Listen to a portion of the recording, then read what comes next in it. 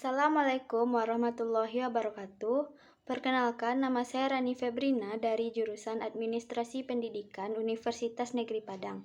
Pada mata kuliah Administrasi dan Supervisi Pendidikan, kali ini saya akan menjelaskan tentang konsep dasar supervisi pendidikan di sekolah. Konsep supervisi pendidikan, manusianya atau pelakunya kita sebut sebagai orang yang melaksanakan kegiatan supervisi, kita sebut sebagai supervisor. Sedangkan kegiatannya kita menyebutnya sebagai kegiatan supervisi. Supervisi pendidikan yang kategorinya adalah ilmiah, karena paling tidak mulai 3 persyaratan umum atau utama. Yang pertama yaitu sistematik, yang kedua objektif, yang ketiga ada alat yang digunakan atau ada instrumen khusus sebagai alat pencatat atau pendeteksi.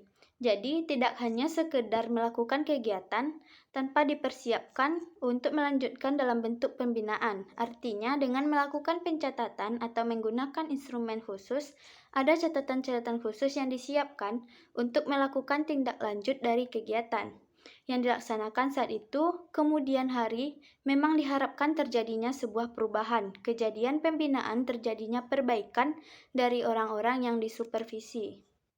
Pada konsep supervisi itu sendiri, dari banyak sumber di berbagai jurnal, berbagai buku pendidikan terkait supervisi pendidikan, kita bisa melestarikan satu konsep yang sama adalah sebuah proses usaha, satu usaha yang tujuannya adalah untuk menstimulasi, melakukan koordinasi, melakukan pembinaan secara terus-menerus terhadap pertumbuhan para guru, semua guru-guru yang ada di sekolah, baik sifatnya individual maupun secara kolektif atau berkelompok, agar lebih mengerti dan paham dalam mewujudkan keseluruhan fungsi-fungsi pembelajaran yang ada di sekolah. Berikut yaitu tujuan dari supervisi pendidikan. Tujuannya jelas adalah untuk memberikan layanan, memberikan bantuan, jadi memberikan layanan sekaligus bantuan untuk meningkatkan kapasitas, kualitas, kemampuan mengajar guru di sekolah atau di kelas. Jadi fokus utamanya memang kepada guru. Perbaikan layanan, perbaikan kemampuan, kapasitas, kualitas guru dalam proses pembelajaran di kelas. Salah satu yang menjadi sasaran menurut beberapa pakar terkait dengan supervisi pendidikan, salah satunya itu mengembangkan kurikulum yang sedang dilaksanakan di sekolah. Yang kedua, mencoba meningkatkan macam proses pembelajaran yang ada di sekolah.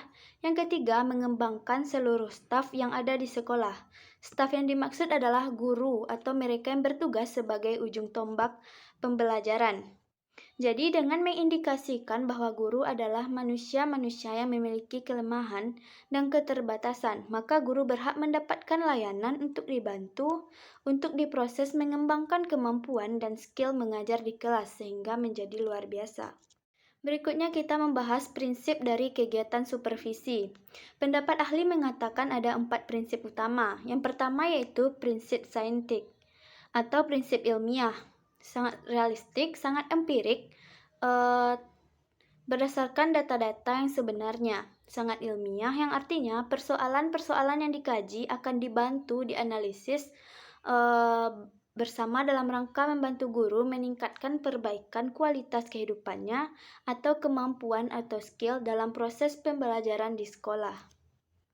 Prinsip kedua yaitu demokratis. Artinya, kegiatan supervisi yang dilakukan kepada semua orang yang sifatnya sama, karena setiap orang memiliki hak untuk mendapatkan layanan serupa.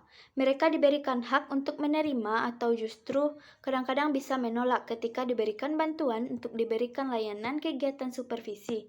Tapi haknya menjadi sama, setiap orang mempunyai hak untuk mendapatkan layanan yang sangat-sangat terbuka. Prinsip yang ketiga yaitu kerjasama. Kerjasama sekolah supervisor dengan mereka-mereka yang disupervisi, jadi ada skala prioritas di mana semua bekerja secara bersama-sama. Karena supervisor mereka tidak akan bisa bekerja sendiri tanpa diketahui, tanpa kesadaran dari mereka-mereka yang disupervisi.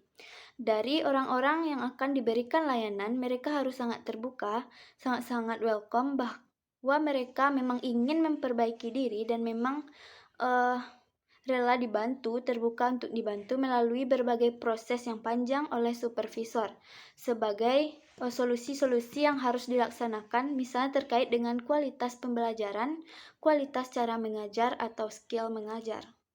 Yang keempat yaitu prinsip konstruktif dan kreatif, membangun atau membuat segala sesuatu menjadi lebih baik. Segala sesuatu yang tidak ada menjadi ada, yang semulanya hanya 3 akan menjadi 4. Dalam rangka membina, membuat segala sesuatu yang dimiliki oleh persoalan-persoalan memiliki oleh guru sehingga mereka terampil menjadi pendidik. Pendidik yang lebih diterima oleh peserta didik di sekolah sehingga tujuan dari proses pembelajaran menjadi lebih gampang untuk dicapai. Ada juga istilah prinsip positif, seperti prinsip progresif yaitu maju selangkah demi selangkah. Artinya ada perbaikan demi perbaikan. Jadi guru-guru yang diberikan layanan supervisi, mereka tidak berada di satu titik yang sama, tapi ada perbaikan demi perbaikan meski tidak terlalu terlihat. Berikutnya ada prinsip reflektif, adalah prinsip untuk memberikan kesempatan pada supervisor untuk melakukan evaluasi terhadap diri mereka masing-masing atau terhadap diri sendiri sehingga ada konsep merefleksi. Ada istilah yaitu prinsip negatif, memberikan dampak bagi orang-orang yang disupervisi atau proses atau kegiatan supervisi itu sendiri. Beberapa prinsip negatif ini harus dihindari. Misalnya, supervisi tidak boleh dilaksanakan secara otoriter karena ada dampak atau kebiasaan yang sulit ditolak, bahwa kegiatan asal muasal dari kegiatan supervisi tadi yang kita sebutnya sebagai kegiatan pengawasan yang tujuan utamanya adalah tidak mencari kesalahan-kesalahan. Nah, ini perlu dihindari dan ini juga disebut sebagai prinsip negatif. Berikutnya fungsi dari supervisi pendidikan. Pendapat Babon yang turun-temurun dari tahun 1961 masih digunakan saat ini. Yang pertama adalah mengkoordinasi semua usaha sekolah. Yang kedua, melengkapi atau memperlengkapi kepemimpinan sekolah. Yang ketiga, mencoba memperluas pengalaman yang dimiliki oleh guru-guru. Yang keempat, menstimulasi usaha-usaha kreatif yang ada di sekolah. Yang kelima, memberikan berbagai fasilitas terhadap penilaian yang terus-menerus dilakukan yang ada di sekolah dalam proses kegiatan supervisi. Yang keenam, menganalisis situasi belajar mengajar yang terjadi di sekolah. Yang ketujuh, memberikan pengetahuan dan keterampilan kepada setiap anggota staf yang ada di sekolah. Yang kedelapan, memberikan wawasan yang lebih luas, supaya memberikan wawasan yang lebih luas dan terintegrasi satu sama lain. Dan fungsi kedelapan ini sekaligus menjadi dasar, maka disebut sebagai fondasi, sebagai dasar dalam proses kegiatan supervisi. Berikutnya yaitu peranan supervisi pendidikan. Seorang supervisi itu dapat berperan sebagai koordinator. Mereka juga berperan sebagai pemimpin kelompok. Mereka juga berperan sebagai evaluator atau mengevaluasi berbagai kegiatan pembelajaran di sekolah. Termasuk mereka akan berperan untuk mengevaluasi kegiatan-kegiatan supervisi. Dari proses pencatatan melalui instrumen tadi sampai kegiatan itu berhasil, tingkat keberhasilannya yang masih dilakukan, bagaimana tindak lanjutnya, apa saja solusinya, cara yang tepat, dan supervisi juga bertindak sebagai konsultan. Ini peran yang bisa dimiliki oleh seorang supervisi sebagai koordinator.